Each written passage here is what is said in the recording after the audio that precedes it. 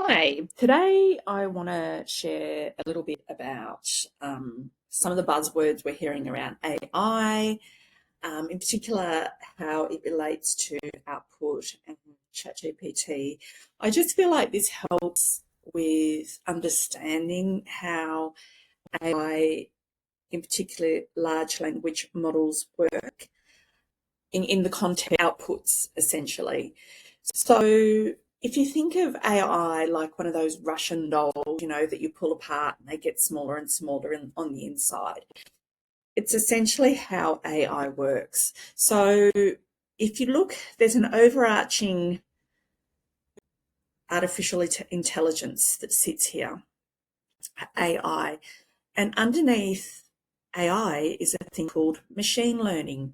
So if you can imagine you've got a really bright new intern that's started with you, and that intern is analysing all of your reviews, thousands and thousands of reviews and thousands of, all sorts of things, reports, reviews, and analyses the patterns that are in those reviews.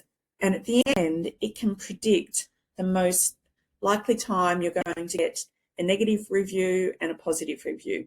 So it acts as a predictor with all the information that it's gathered.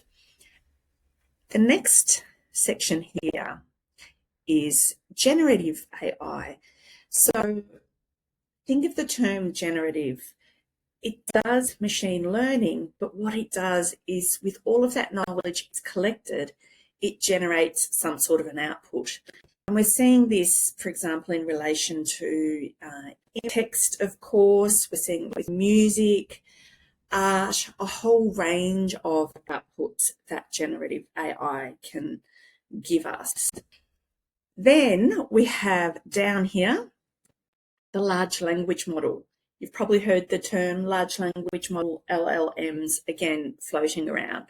What this refers to is either ChatGPT, Gemini, Copilot, Claude, Perplexity, any of those ones that you're using.